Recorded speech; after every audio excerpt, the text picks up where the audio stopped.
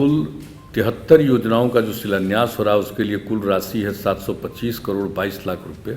एक और अच्छा भवन बनना चाहिए और ये जो 2 भवन पहले से बने हैं उसके लिए भी हमने सोच लिया है कि उसका और विस्तार करना है ताकि अलग अलग ढंग से उसका काम हो सके। सारा काम तो भवन निर्माण विभाग को करना ही है और वो विभिन्न विभागों की योजनाओं का काम करते रहते हैं। और खुशी की बात है कि आज जो आप लोगों ने बताया है कि 1411 करोड़ रुपए की कुल 169 क्रियान्वित योजनाओं का उद्घाटन हो रहा है और 22 विभागों के अंतर्गत ये कुल मिला करके है और कुल 73 योजनाओं का जो शिलान्यास हो रहा है उसके लिए कुल राशि है 725 करोड़ 22 लाख रुपए।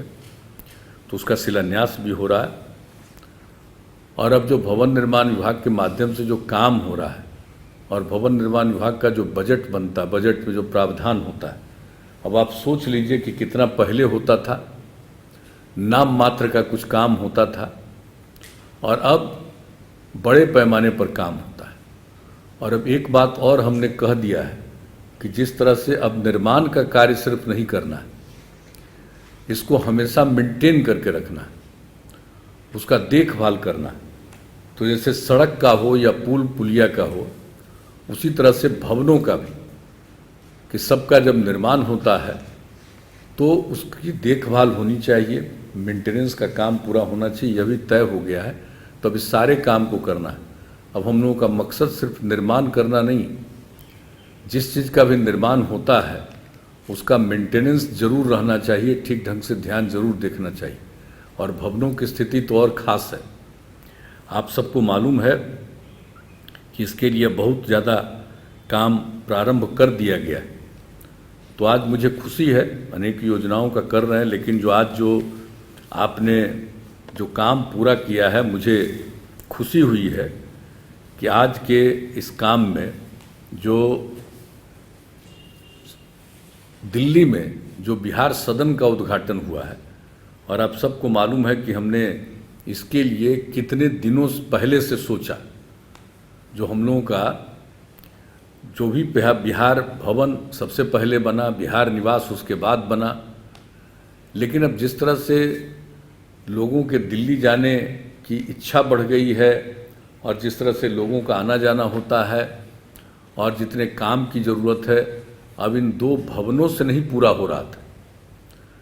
इसके बाद हम लोगों ने यही सोचा कि इसके लिए हम लोगों को सोचना चाहिए, एक और अच्छा भवन बनना चाहिए और ये जो 2 भवन पहले से बने हैं उसके लिए भी हमने सोच लिया है कि उसका और विस्तार करना है ताकि अलग अलग ढंग से उसका काम हो सके।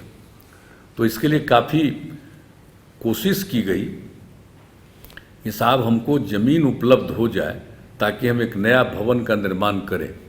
और मैं इसके लिए धन्यवाद देना चाहता हूँ कि दिल्ली में जो ज़मीन की खोज की गई तो उस समय दिल्ली विकास प्राधिकरण के जो उपाध्यक्ष थे यूपी सिंह आईएएस, बिहार झारखंड एक था तो बिहार काडर के थे और बाद में चले गए थे झारखंड काडर के, और ये इसके उपाध्यक्ष हो गए थे। तो हमने उनसे ही संपर्क किया, बातचीत की और वो कम ही ज़मीन उपलब्ध कराते थे। पहले तो 1 एकड़ की बात हुई, फिर हमको लगा कि 1 एकड़ से पूरा काम नहीं होगा, 2 एकड़ होना चाहिए और अंततोगत्वा 2 एकड़ ज़मीन उपलब्ध हुई। और ये जब ज़मीन उपलब्ध हुई तो हम इसके लिए तो ज़रूर धन्यवाद देंगे दिल्ली विकास प्राधिकरण को, और उस समय जो इसके उपाध्यक्ष थे यूपी सिंह को विशेष तौर पर मैं बधाई देता हूँ कि अब ये काम हुआ। और उसके बाद जो उसके लिए जो हम लोगों ने तैयार किया कि किस तरह से भवन बनेगा, तो उस पर भी काफ़ी मेहनत हुआ और ये तय हो गया कि भाई बहुत अच्छे ढंग से होगा। और हमारे विभिन्न विभागों के कुछ कार्यालय अलग अलग जगहों पर संचालित है दिल्ली में, उसकी कोई ज़रूरत नहीं पड़ेगी और उस तरह के भी सभी कार्यालय यहीं आ जाएंगे और अलग से हम लोगों को नहीं इंतजाम करना पड़ेगा। तो कई चीज़ों को सोचने के बाद ये काम हम लोगों ने किया और उसके लिए इसका नामकरण भी हुआ। इसका नामकरण क्या हुआ, तो हमने कहा कि भाई पहले से बिहार भवन है, बिहार निवास है, तो तीसरा नामकरण भी हमने उसी समय कर दिया कि इसका नामकरण होगा बिहार सदन। तो अब 3 हो गया, भवन, निवास और सदन। अब बिहार के लोगों को किसी तरह की कठिनाई नहीं होगी, तो लोग जाएंगे, हर तरह की सुविधा होगी। और आपको अभी दिखाया गया, उसका आपने देख लिया, फोटोग्राफ भी देख लिया, लेकिन वो बहुत अच्छे ढंग से बना है। और आप सब लोगों को बताया गया है कि इसमें कितनी जगहें हैं। इसमें आप समझ लीजिए कि इसमें है बेसमेंट भी है, भूतल है, 10 मंजिलों में 118 कमरे बनाए गए। तो इस तरह से, और मल्टीपर्पस हॉल है, बेसमेंट कार पार्किंग है जिसके बारे में आपको बताया गया, फिर कैंटीन, सोलर पैनल आदि की भी सब व्यवस्था की गई है। तो लोग जाकर के इसमें रहेंगे और बहुत अच्छे ढंग से इसका निर्माण किया गया है और इसको मेंटेन भी ठीक ढंग से किया जाएगा। लोग आएंगे, रहेंगे, और बाहर भी उसका जो इंतजाम कर दिया गया है पर्यावरण के दृष्टिकोण से, ताकि उसमें भी लोग घूम सकेंगे, देख सकेंगे। तो हर प्रकार से लोगों को सुविधा होगी। कोई जाएगा, वहाँ रहेगा, और कोई अगर टहलना चाहेगा तो उन जगहों पर वो घूम करके इसका भी